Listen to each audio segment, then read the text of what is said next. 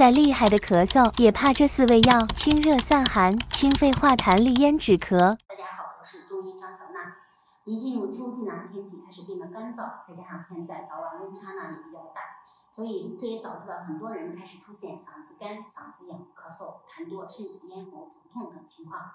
而最近呢，不少粉丝朋友也都在咨询这方面的问题，所以今天就给大家整理分析了4个中成药，教你呢有效应对各种咳嗽。首先，第一个风宣理肺丸，它比较适合风寒数表、肺气不宣所导致的感冒咳嗽。如果说你一感受到寒气就开始厌氧咳嗽、停的咳嗽，咳嗽声音也比较重，有时候还会咳稀白的痰，同时呢还伴有怕冷、鼻塞或者流清涕等情况。受寒严重的可能还会出现头痛、肢体疼痛等问题。伸出舌头来一看呢，舌苔薄白，那这个时候就可以参考通宣理肺丸，解表散寒、宣肺止咳。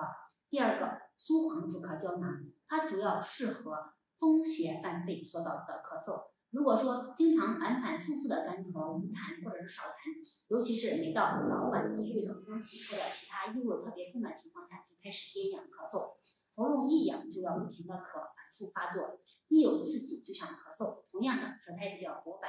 那这个时候用苏黄止咳胶囊疏风宣肺、止咳利咽就会比较对症。第三个是川贝枇杷糖浆，这个相信大家都比较熟悉，里面以川贝、枇杷为主，具有清热宣肺、化痰止咳的作用，所以它比较适合风热犯肺、痰热内阻所导致的咳嗽。这样的咳嗽往往也是干咳，但同时呢痰也比较多，但痰的颜色却又黄又黏，很不容易咳出，甚至会痰中带血，还常常伴有口干咽燥的情况，有时候呢还会有喉咙肿痛、舌质红、舌苔黄。那如果你也是这种情况，就可以参考。最后一个呢是清喉利咽颗粒，它主要适用于急慢性咽炎、扁桃体炎等问题。如果说你总觉得嗓子干、咽喉也干、发干发痒，甚至肿痛，说起话来呢声音也比较嘶哑，但没有很多痰，那选择清喉利咽颗粒呢就很适合，而且它还能起到保护声带的效果。好了，以上就是今天给大家分享的内容。如果你也一天到晚咳个不停，大家可以做个参考，